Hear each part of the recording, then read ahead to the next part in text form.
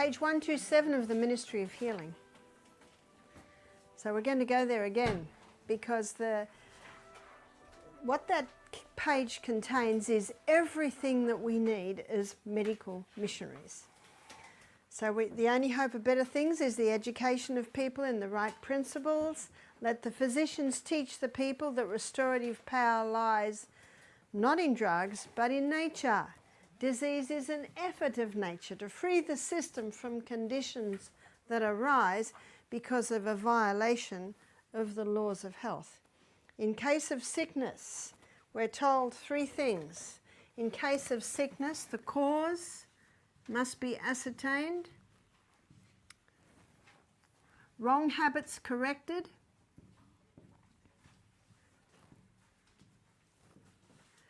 and how do we know what the habits are? What do we compare them with? Those 8 laws, yeah? Wrong habits corrected. There's one more thing. Unhealthful conditions changed. Chop the trees down to let the sunlight into the house.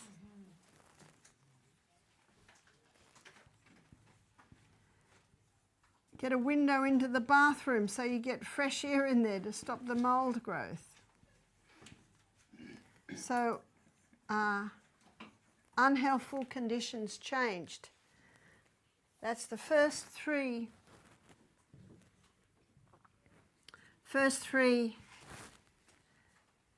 And remember what we're looking at, history. So history and symptoms give you some indications there. And the last thing, she says, then nature is to be assisted. Nature is to be assisted in her efforts to expel impurities and re-establish right conditions back in the body. That's not quite right, is it? Assisted. There's another S in there. Assisted. The hook on symptoms.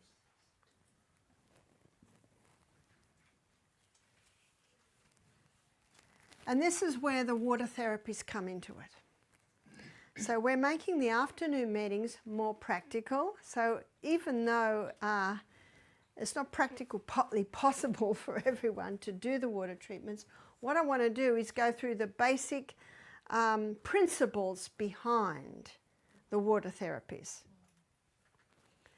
And this brings in, nature is now to be assisted in her efforts to expel impurities and re-establish right conditions back in the system. And do you remember, students, the largest organ of elimination? Skin. The skin, that's right. And basically that's what is being affected by water therapies. And then in page 127 of the Ministry of Healing, it says pure air, sunshine, temperance, rest, exercise, proper diet, use of water. I'm always intrigued as to the very words used. Use of water. In other words, there's a time to drink water and there's a time not to drink water. When is the time we don't drink water? It's when we're eating our meals, because it will water down our hydrochloric acid, which is the very enzyme that's required to break our food down. So the only way you can do that is to drink in between the meals. Use of water. So with drinking, there's a time to drink water and there's a time not to. But use of water also implies there's a way to use water. There's a way to use water. And I always take great note of these, because the last phase of that sentence says, these are the true remedies. What are they? The true remedies. Because there are some remedies that aren't true, isn't that true? Yeah. Isn't that right? These are the true remedies. So whenever you're looking for how to help a person, where do you go first? You go first to the true remedies. We'll be looking at some water treatments, but they will not be very effective unless these remedies are implemented. And to be able to start a health retreat of your own, knowledge is needed in these areas. But also, some simple water treatments can do amazing amount. So to know how these water treatments work, we need to look at water. And water is the best conductor of hot and cold to the body. And we are warm-blooded creatures. And we don't like cold, is that right? We don't like finishing the hot shower with cold. We don't like diving into the cold winter stream. The only way I can dive into the cold winter stream is to get very hot first. So our guests get very hot in the steam and then they can dive in the cold winter stream. And I run up and down hills in the morning and I get very, very hot. Then I can dive into the cool winter stream because we're up in the mountains, so the water is quite cool, as I imagine it probably is around here. So let's have a look at water. We're looking at hot water. Now, hot water is a stimulant. And we all know that if you're cold and you have a hot shower, you feel that stimulating effect. In fact, often it's a little bit hot if your body's cold. And then as it warms up, it's not terribly hot anymore, is it? Your body has adjusted to it. So hot initially is a stimulant. But when the hot remains on the body, there's a slowing down that we'll call it a depressant. Meaning it depresses the movement. Because what are we stimulating when hot water is applied to the body? The blood. The blood. That's what we're stimulating, blood. And the Bible says the life of the flesh is in the blood. What verse is that? Leviticus 17:11. The life of the flesh is in the blood. So this is life. So what has blood got in it to be life? It's got red blood cells. And the red blood cells carry three main things.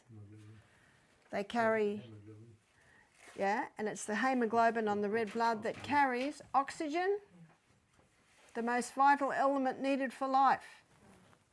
Nutrients. Our stomach's very busy at the moment digesting lunch, and little by little, the nutrients are going into the blood, and tomorrow I'll show you straight to the project manager, the liver, and then the liver determines what happens to those nutrients. And the third thing is water. But right now I want to list the four vital elements needed for life. And you can find this any chemistry book, biology book, anatomy and physiology book. 4 vital elements needed for life. Number 1 is oxygen. Number 2 is water. Number 3, does anyone know? Sodium. And number 4 is potassium. Sodium is found in highest concentrations in seawater. That's why our salt's important. Potassium, where do we get that from? All our fresh fruits and vegetables. They're high in potassium. These are the 4 vital elements needed for life. And it is the blood that is the carrier of those. Blood also, the red blood cells do something else. They carry away waste. And that's very important.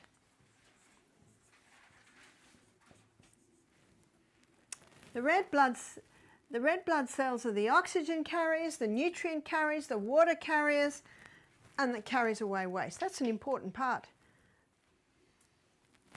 But the blood also contains white blood cells. What are the white blood cells? They're your internal army.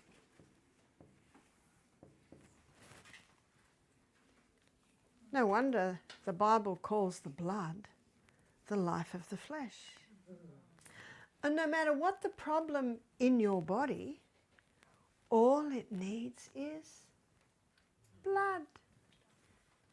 So if you want to wonder cure, you know what it is?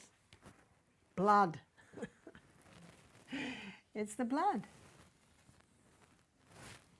And water is the best mover of blood.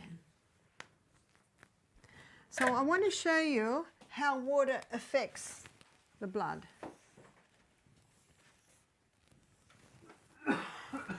So when you apply hot water to the body, it has a stimulating effect.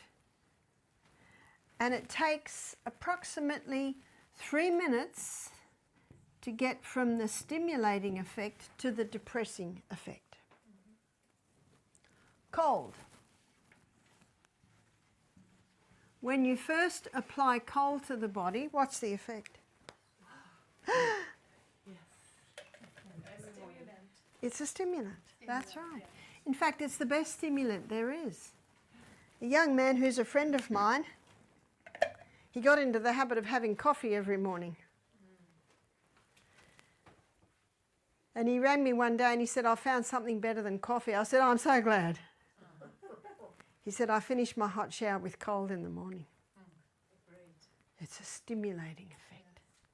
That's why we go, when it touches us. So the hot is a stimulant.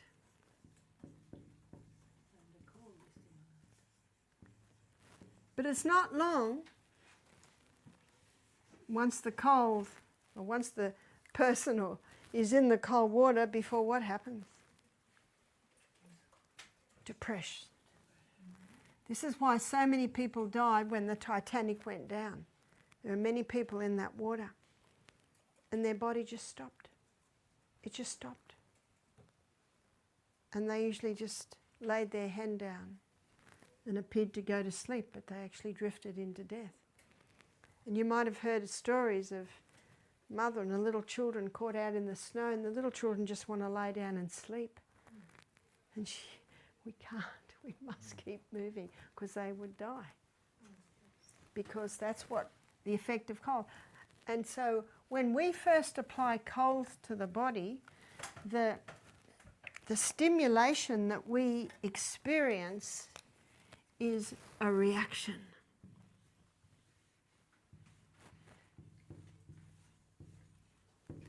So that stimulating effect is a reaction.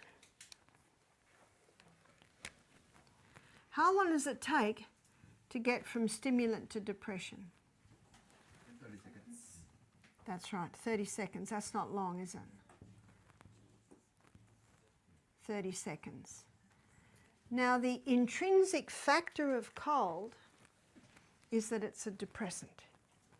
That's the intrinsic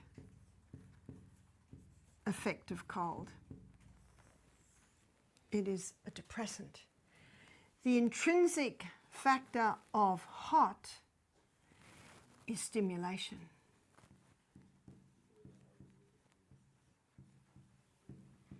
Whereas the reaction of hot is to slow down.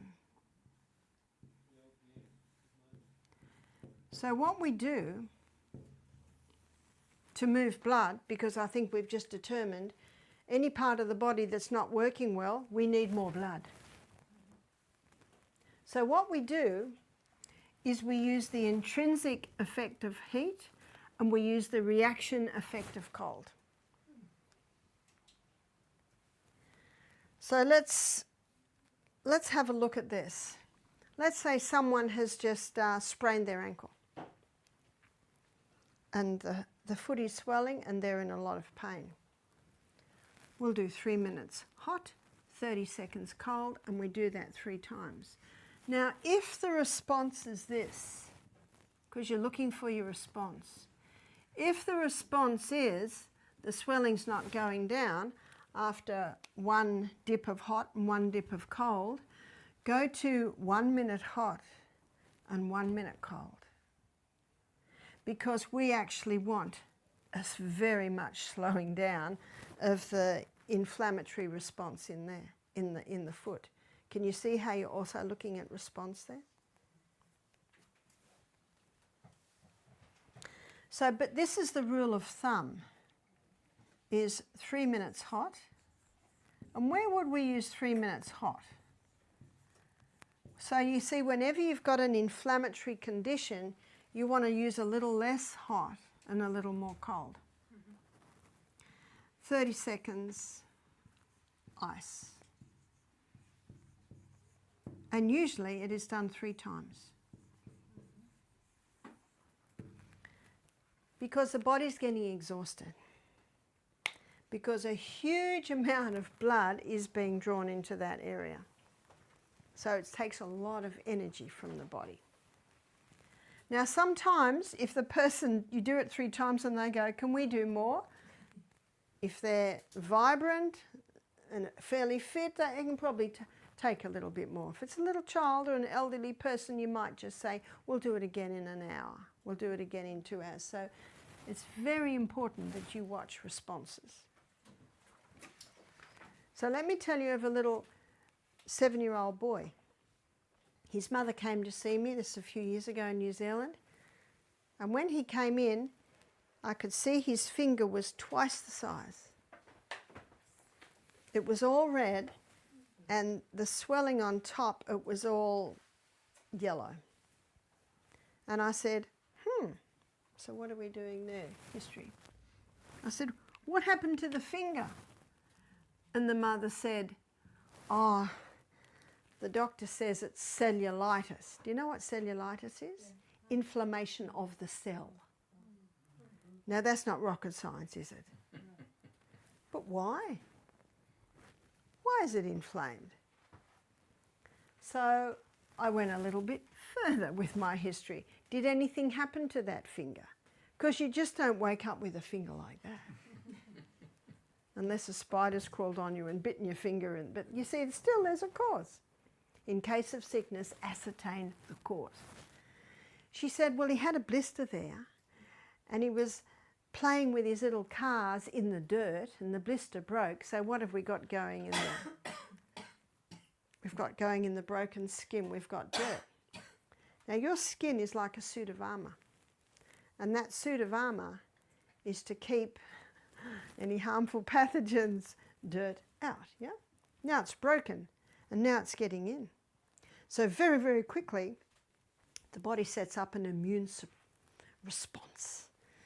And it sends lymphatic fluid there. Lymphatic is your body's vacuum cleaner. And with your blood, you've got 5 different types of white blood cells, and the lymphocytes are the scouts.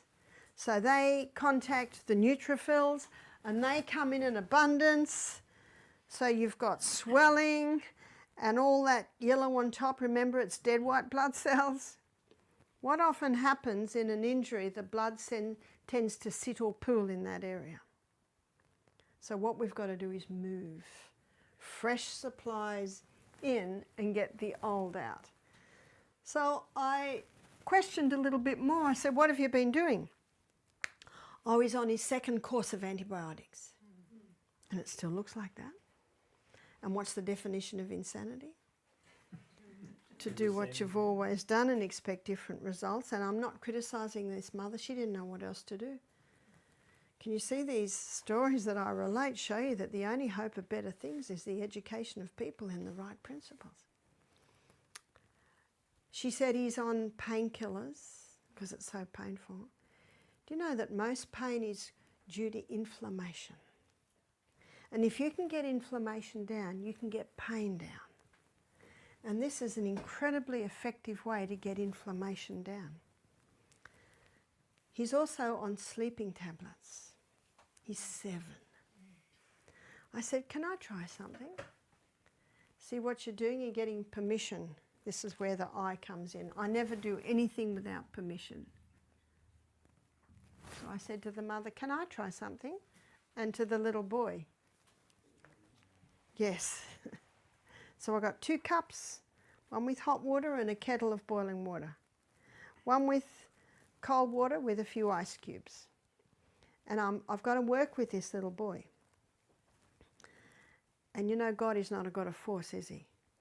And a man convinced against his will be of the same opinion still. So you're working with the will. You're always working with the will. You'll always get permission.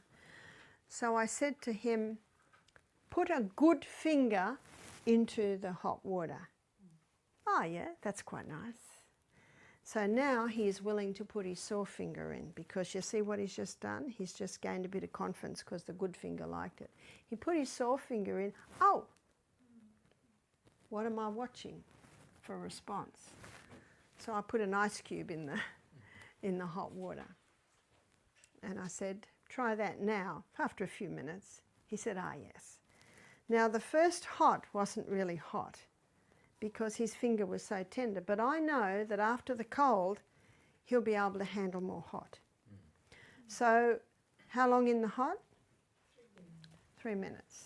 Then into the cold for 30 seconds. Can you see what we're doing here, students? We are using the 2 stimulating effects, the intrinsic of hot and the reaction of cold, to move blood. Because that's what we're moving, blood. That's what it's stimulating, blood movement. 30 seconds in the cold. While it's in the cold, I get the boiling kettle and I put a little bit in. And he's watching me. And I said, put your good finger in. Are you happy with that? He said, yes. I said, after being in the cold, I think your sore finger will be okay. So he agreed. And it was okay. Often that numbing effect of the cold will allow a little bit more heat.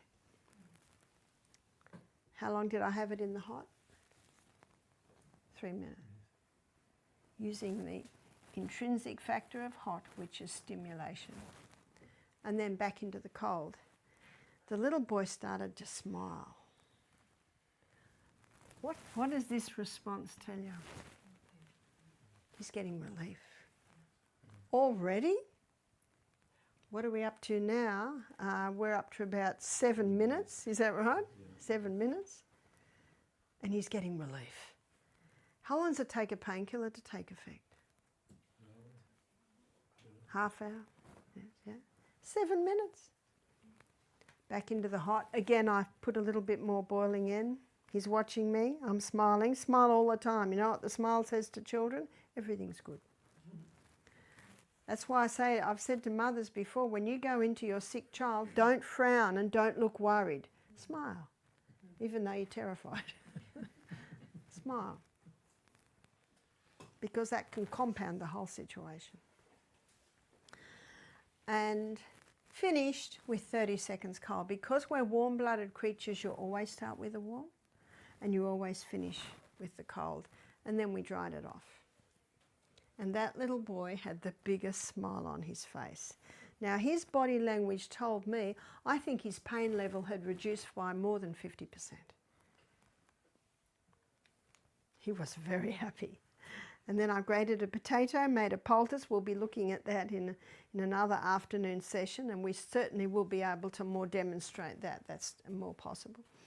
And then bandaged it up. And then asked God to bless that simple poultice.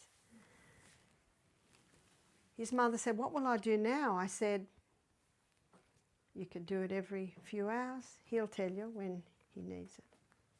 And I said, I would like to suggest, so it's probably 11 in the morning now, I'd like to suggest that by tomorrow morning, when you take, every time you do a hot and cold, do a fresh potato. I'd like to suggest that by then, I think the finger will be down and that poultice will have drawn everything out. So when they got home, it was about 2 o'clock, and the little boy said, Mum, can we do that again? Now, why did the little boy say that? Because he experienced the relief that it brought. And I wouldn't be surprised that maybe it was starting to build up again. So they did it again at 2, fresh potato poultice. They did it again at, I think, 6 or 7. Let him have his shower and then put a fresh one on. And in the morning, didn't need sleeping tablets that night. Didn't need painkillers that night. In fact, he slept the best he'd slept for 10 days.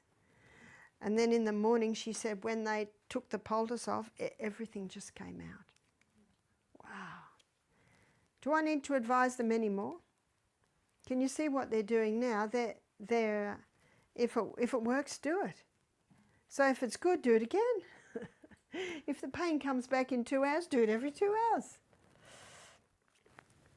Because we have been spoon-fed medically, and it's taken away all responsibility for what's happening with us, I find one of the hardest things I do is to encourage people to trust their bodies and listen to their body's response. So I often say to people, have you ever been to a doctor or a health professional who won't listen to you? And you'll get lots of nods. And I say, don't be that doctor. If your body speaks, listen. If it works, do it. If it gets hurt again, try it again. Remember, there's a bit of time here. Time is necessary. Now, those treatments will be far more effective if that little boy is drinking adequate water, if that little boy is going to bed early, if that little boy is getting nourishment. You see what the laws do? They ensure quality blood. And the blood, as you can see, is the healer. All we need is blood. And those hot and colds are the most effective at bringing blood to an area.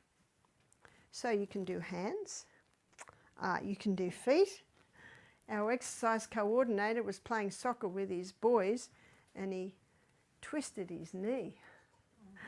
So he had 2 tubs this big and he'd kneel on the floor and put the knee in hot and put the knee in cold. He found that on his hands and knees, he found that that was just the best way to do his knees. And I was, well, I got a new pair of joggers. They were my barefoot joggers, and running up hills, I think I used different muscles and I strained the bottom of my foot. So to the point that I got plantar fasciitis. Have you heard of plantar fasciitis? There's I think it's a ligament on the bottom of your foot called the plantar fascia. And itis just means inflamed. And I didn't know what was wrong with my foot. I tried this, I tried that. I jumped out of an aeroplane doing a skydive about 18 years ago. And I thought, it was that foot, maybe somehow it's become inflamed again. So I went to see a doctor and I explained it to him. And he looked at my foot, he laughed, he said, you've got plantar fasciitis. I said, what? Plantar fasciitis? He said, yeah, that'll take 10 months to heal that. So I went home and I got 2 buckets. And I did 3 minutes hot and 30 seconds ice cold, 3 times. And I did it every morning and I did it every night. And if I was travelling, lecturing, because this is 8 years ago now, I had buckets in the car. And whenever you stay in a hotel, what have you always got? A motel? A kettle, because everyone wants cups of coffee. And a little freezer in the fridge, because everyone wants ice on the rocks, is that right? Or gin on the rocks, or they want. So the first thing I do is check, yes, I've got ice, and I could do hot and colds. Now, how long does that take? At the very most, 15 minutes. That's not long, is it? So I did hot and colds. And I got those famous German sandals, Birkenstocks, which were great for the feet. In fact, I still wear them most of the time. And in 6 months, it was totally healed. How long did he say it would take me? 10 months, yeah. So often with ligaments, it takes a lot longer. Bones are quick because you can immobilise them. If I was on my feet lecturing and my foot would start to ache and I'd stand on one foot, I'd go straight home and I'd do hot and colds, and my pain levels could go from 8 out of 10 to 1 out of 10. Hydrotherapy, this is water therapy, has been used for centuries, and in the area of pain relief, it is without peer or without equal. I've just quoted a statement from one of Dr. Kellogg's water books. And I saw that in my plantar fasciitis. I saw that in this little boy. It's those hot and colds. Because remember, what's one of the number 1 causes of pain? Inflammation. And can you see how this brings down the inflammation by moving the old, stale blood out of the area and naturally reducing it? And so a year later, a man emails me, said, Barbara, I've got plantar fasciitis. What can I do? And I say, aha, hot and colds, at least once a day, twice if possible. Basically, the more often you do it, the quicker it's going to heal. 2 weeks later, he emails back, I've still got it. I said, yes, it's going to take time. But I experienced that you can manage it with these hot and colds. A week later, I'm going back to the doctor. It's not better. And the doctor gave him a cortisone injection straight into the foot. Cortisone will reduce inflammation, but guess what? It just comes back. 2 months later, Barbara, I've still got it. What do I do? Do you know what I said to him? I just go back to my previous email. I'm very gracious, but I've already told him. You see that? I have told him. There it is. There it is. There it is. We had a lady do our program, and she was limping. She was a little overweight, and whenever people are carrying excess weight, that always puts extra pressure on knees, ankles. I said, what's the matter with your foot? She said, I've got plantar fasciitis. I said, oh, how long have you had it? 18 months. 18 months. Whew. So we did hot and colds in the morning, hot and colds in the afternoon. And what we do with our guests, we'll do the first one on them, and then after that we'll let them do it. Because remember what our institutions are? Teaching. Teaching people how to do it themselves when they go home. Within 3 days she's walking. Walking. She's not better, but she's come a long way. So such a simple thing. Whenever there's inflammation, the hot and colds have a huge effect. What about on the chest? Well, on the chest you would use fermentations. And there's a couple of things you can do for fermentations. I first read about this with Dr. Kellogg's work. And he says get a big saucepan of boiling water, and he said you must use wool. When you're doing hydrotherapy treatments, it must and you're putting wool on it, it must be wool. Always wool. Wool is a far better conductor, and it doesn't chill, and it holds the heat much longer. So I got a woolen blanket and cut it into 4, and I would fold it in half, fold it in half, fold it in half again so it's long. And this is what he says to do, because this is how I first started. I just had his book. You twist it, and then you dip it in the water, and then you twist. You twist and you pull it out, and the excess water runs off. And then you take it to a table and fold it out so it's that wide. Remember, it was only that wide when I dipped it, so I fold it out half. It's this long, and then I quickly fold it in thirds, and then I wrap it up in a towel, and that'll keep hot even for probably 5 minutes. And then I go to the person. And why am I doing a fermentation on their chest? Because they've got asthma or a pneumonia, but a congested chest. And what I do is I lay a hand towel over there that's dry. Then I put this, open up, quickly put the pack on, and then cover it with another woolen blanket. And then I watch them very carefully. In fact, I'm staring at their face. And I say, is that okay? You never press down, because this is steam. You just lay it. If they say it's too hot, you just pull the whole top off and you wipe the moisture off with your hand. And then lay it down again. And watch them very closely. Watching the response is of the essence. It's too hot again. Fine. You never say, no, it's not. You never say, you should be, no. You must listen and just respond. And I found some people can handle it very hot, some people cannot. You just got to go with them. And then you quickly pull it up and wipe the moisture off the skin with your hand and lay the whole thing down. And usually by then they can handle it. And then you time how long?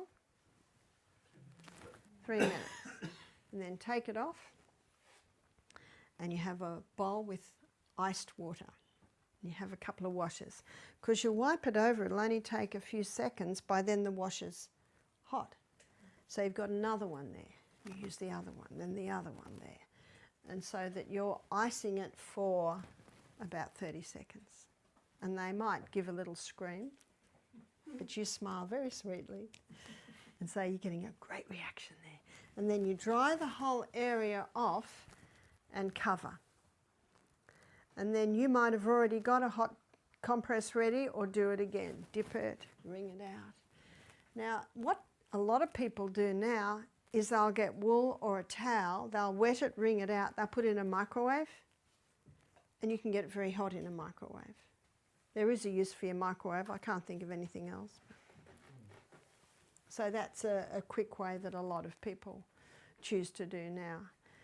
And then I do that 3 times. And what I find when the second hot compress goes on, you can't use the same towel or blanket. You've got to use a dry one so that you can get it up to that heat. Because the one you've just used is now cold and you will not be able to get it up to that heat.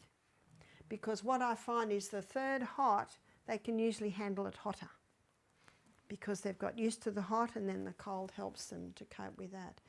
And that brings incredible relief, even though it's a bit of work, incredible relief to anyone with a congested chest, asthma. Just opens those bronchioles, because what you're getting in there now is steam. Remember page 127 of the Ministry of Healing, where it says, the use of natural remedies requires amount of care and effort that many are not prepared to give. But oh, the results, and so quickly. You can also do that on the spine. So doing those compresses on the spine, obviously you'd keep it long if you're doing it on the spine, but same thing, put a dry hand towel there. Every time you put another hot compress on, you put a fresh, dry towel on there. That's very important. And you will never burn anyone.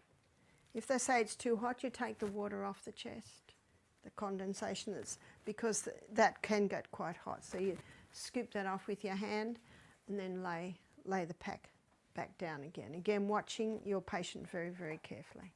How long does it take? It only takes about 15 minutes. But someone who's got back pain, that can really help there. What about the hips? Well, you can do the compresses there, or there's something else you can do, and that is sitz baths. So what are sitz baths? Well, you probably know better than me that apparently sitz is German for sit, is that right? So what are sitz baths?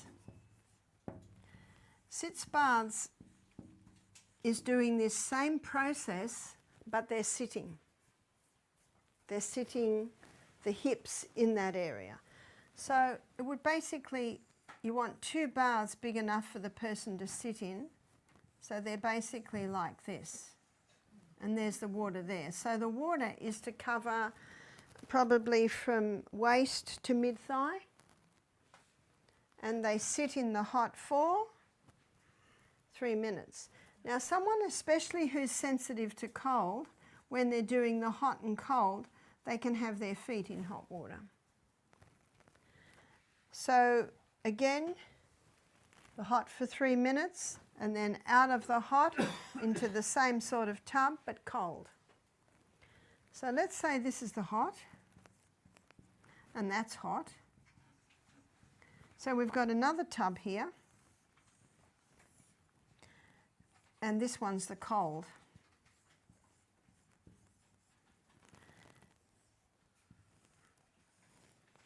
And the little tub they put their feet in, it's hot. So the feet you always have in the hot. And that can be very helpful for someone who is maybe a little underweight, who really feel the cold. And when you finish the 3 minutes hot, the 30 seconds cold, when the person stands up to dry themselves, then they put their feet into the cold and finish. You always finish with cold. And you might like to write this down because this is important. Cold equalizes the circulation. Because we've really disrupted circulation with this movement. It equalizes the circulation and it prevents chilling, closes the pores. So finishing with cold is very important. So where would we use the sitz baths? You could use the sitz baths for constipation. You could use the sitz baths for irritable bowel. For Crohn's disease, colitis. You could use the sitz baths for hemorrhoids. Now, if the person's hemorrhoids are such that it's hard to sit, have you seen those rubber pillows that have like a ring, blow up? So a blow up pillow like that can be sat on there. That would, especially for be so for someone who's a little underweight and doesn't have much padding on them. So the way you'd use the sitz baths would be for the colon, including all the things that I just mentioned. You would also use it for urinary system, which includes the kidneys. And that's why it's important that it be right up here. So your kidneys are just under your ribs. So urinary tract infection, incontinence. See, that area is controlled by a muscle.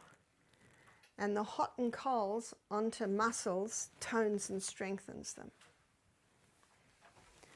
And the other area that you could use it for is reproductive. So for a man, it could be used for prostate problems. The prostate, the closest area to the skin for the prostate is between the scrotum and the anus. So that's the area you want to target if you do treatment. So, you know, you hear a lot about men with prostate problems today. So it could be used for that. It can also be used, of course, for women. So for women, it could be used for fibroids in the uterus. It can be used for cysts on the ovaries, polycystic ovarian syndrome. So there's a lot happening in that area there. So the sitz baths can be very effective for any of these areas. Now, let's say we've got someone who's just a little overweight and can't get down to sit in the sitz baths, and you're advising what they can do at home.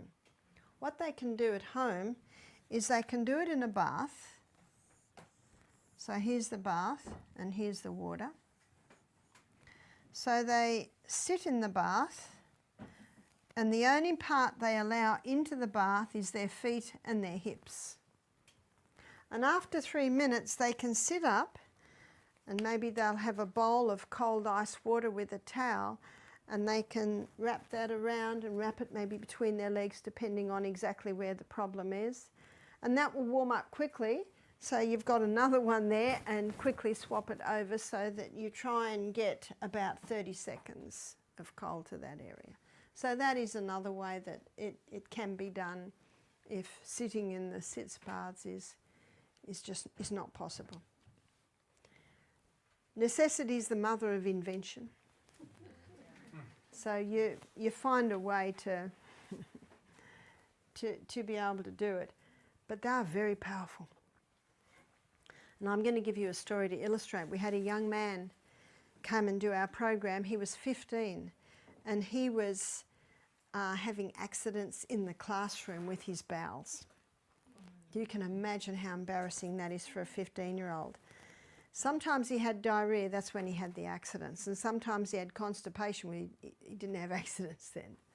So that told me, we've got a couple of problems here. One is, the gut's not working well, because we shouldn't have alternating diarrhea and constipation. And the other thing it told me, there's something wrong with that anal sphincter, that it cannot hold the feces. He'd already had one operation. You don't want anyone cutting or doing anything to that area.